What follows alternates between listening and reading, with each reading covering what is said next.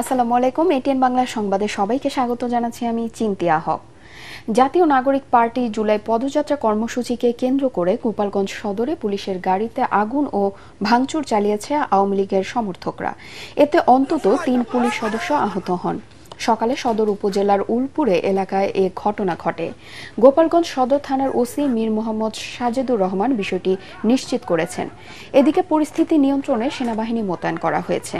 তারা শহরের বিভিন্ন সড়ক টহল দিচ্ছে। এনসিপির জুলাই পদযাত্রার অংশ হিসেবে আজ গোপালগঞ্জ শহরের পৌর পার্কে সমাবেশ করার কথা রয়েছে। তাদের পদযাত্রা বানচালের জন্যই এই হামলা চালানো হয় বলে জানা গেছে।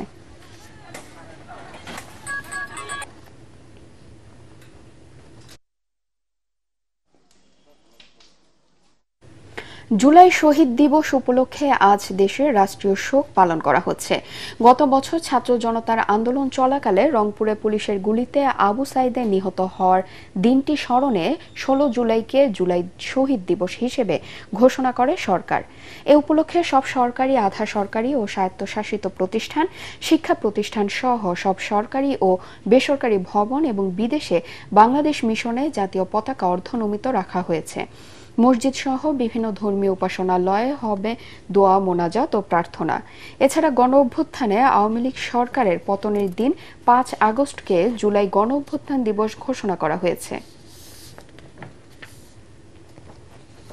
২৪-এর গণ অভ্যুত্থানের প্রথম শহীদ বেগম রোকেয়া বিশ্ববিদ্যালয়ের ইংরেজি বিভাগের ছাত্র আবু সাইদের প্রথম মৃত্যুবার্ষিকী উপলক্ষে রংপুরে বিভিন্ন কর্মসূচি পালিত হচ্ছে। সকালে বেগম রোকেয়া বিশ্ববিদ্যালয়ে শহীদ আবু সাইদ তোরণ ও মিউজিয়াম উদ্বোধন করেন শহীদ আবু সাইদের পিতা মকবুল হোসেন। এ সময় উপস্থিত ছিলেন অন্তর্বর্তী সরকারের আইন উপদেষ্টা আসিফ নজরুল ও বন ও পরিবেশ উপদেষ্টা সৈয়দা রিজওয়ানা হাসান। পরে রোকেয়া বিশ্ববিদ্যালয়ে আয়োজিত শোক সভায় অংশ নেন তারা। অনুষ্ঠানে রংপুরে জুলাই শহীদদের পরিবারের সদস্যরাও উপস্থিত রয়েছেন। এর আগে সকালে পীরগঞ্জ উপজেলার বাবনপুরে শহীদ আবু সাইদের কবর জিয়ারত করেন বেগম রোকেয়া বিশ্ববিদ্যালয়ের উপাচার্য শওকত আলী, জেলা প্রশাসক মোহাম্মদ রবিউল ফয়সাল, পুলিশ সুপার আবু সাইম সহ বিশ্ববিদ্যালয়ের শিক্ষার্থীরা। এ সময় আরও শ্রদ্ধা জানায় বিভিন্ন সংগঠন ও স্থানীয়রা।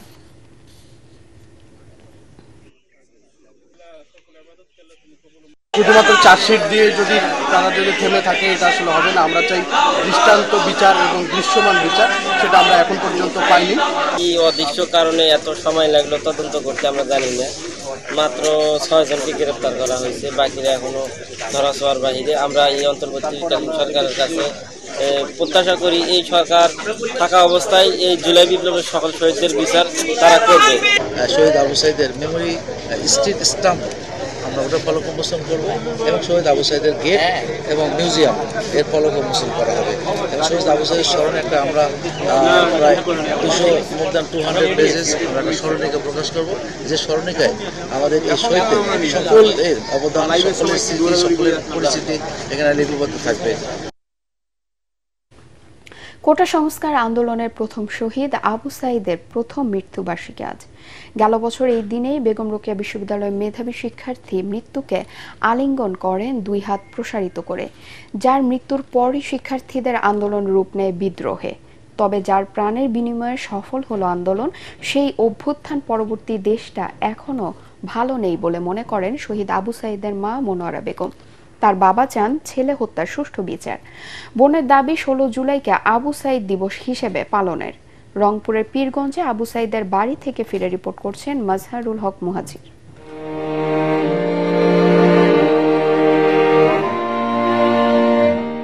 অন্যায়ের পক্ষে 100 বছর বাঁচার চেয়ে ন্যায়ের পক্ষে মরে যাওয়াটা সম্মানের, গর্বের। রংপুরের পীরগঞ্জে বেড়ে ওঠা আবু সাইদের চিন্তায়, দর্শনে ছিল এমনই মনোভাব, যার প্রতিচ্ছবি আজও অমলিন আবু সাইদের ফেসবুক প্রোফাইলে।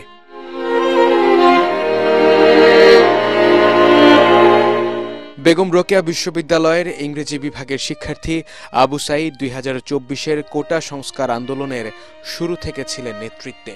বৈষম্যের বিরুদ্ধে বলিষ্ঠ ছিল তার কণ্ঠস্বর। এখানে আমাকে ছাত্রলীগের সভাপতি আমাকে চর থাপ্পড় মারছে, এখানে উনি আমাকে নিজে স্টিল আমাকে থাপ্পড় মারছে।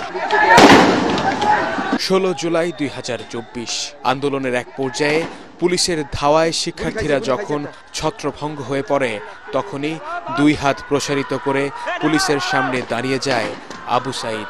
ঠিক সেই মুহূর্তে ঘাতক পুলিশের গুলিতে নিভে যায় এক বীরের জীবন প্রদীপ।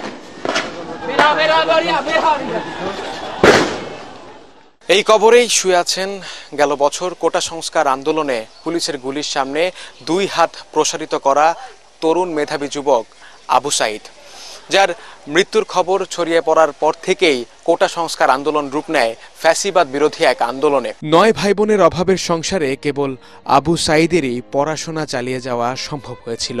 পরিবারের স্বপ্ন ছিল তাকে নিয়ে আকাশ ছোঁয়া। ছেলের মৃত্যুর পর তাই তো বাকরুদ্ধ তার পরিবার। নতুন দেশের দিশা দেখালো যেই তরুণ, তার মায়ের বুক যে খালি, ফিরবে না প্রিয় সন্তান। বাংলাদেশ বেশি একটা ভালো এখনো হয়নি, এখনো সংবাদ পাওয়া যায় নাই ভালো। সহজ সরল বাবাটা বোঝে না এত কিছু। বড় বোন তার ভাইকে দেখতে চায় কাগজের পাতা থেকে শুরু করে সব জায়গায়। আমার ছেলে প্রথম শহীদ, সে ছেলের বিচারের প্রকৃতি কিছুই এখন পর্যন্ত হলো না। 1 বছর ফিরিয়ে এলো। এখন আমি সরকারের কাছে এই দাবি জানাই যে আমার ছেলে প্রকৃতিতে যারা গুলি করে হত্যা করছে তার সাথে যারা জড়িত এদের ঘরক আইনের আওতায় আনি বিচার করা হোক। 1 বছর হয়ে গেছে আমার ভাইয়ের রক্ত জানি ব্যথা না যায়, যে 16 জুলাই দিবস পালিত হয়, এটাই আমাদের কাছে চাওয়া। পীরগঞ্জের প্রত্যন্ত বাবনপুর গ্রাম এখন সকলের কাছে চেনা। নতুন ঘর উঠেছে, সংসারে টাকা আসে, শুধু নেই আবু সাঈদ। যারা নির্যাতিত ছিল, বন্দী ছিল, জেল হাজতে ছিল, আয়না ঘরে ছিল, ওরা কি আল্লাহর কাছে ফরিয়াদ করে নাই? সেটা হয়তো আবার ছেলের ছেলেই কবুল করছে আল্লাহ। মাসহারুল হক মুহাজির, এটিএন বাংলা, পীরগঞ্জ, রংপুর।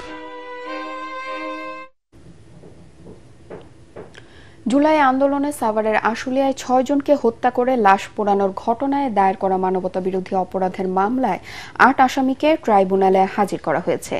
এই মামলায় পলাতক সাবেক সংসদ সদস্য সাইফুল ইসলাম সহ 8 জনকে গ্রেফতার করে ট্রাইব্যুনালে হাজির করার জন্য আজ দিন ধার্য ছিল। আন্তর্জাতিক অপরাধ ট্রাইব্যুনাল 2-এর বিচারপতি নজরুল ইসলাম চৌধুরীর নেতৃত্বাধীন 3 সদস্যের ট্রাইব্যুনালে এ মামলার শুনানি হবে। যে আসামিদের হাজির করা হয়েছে তারা হলেন সাবেক পুলিশ কর্মকর্তা আব্দুল্লাহ হিল কাফি, শাহিদুল ইসলাম ও আরাফাত।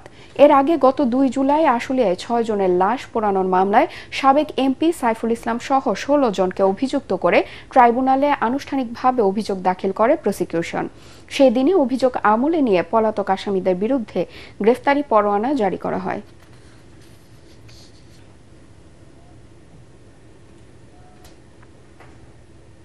পরবর্তী সংবাদ দেখার আমন্ত্রণ জানিয়ে এখনকার মতো শেষ করছি।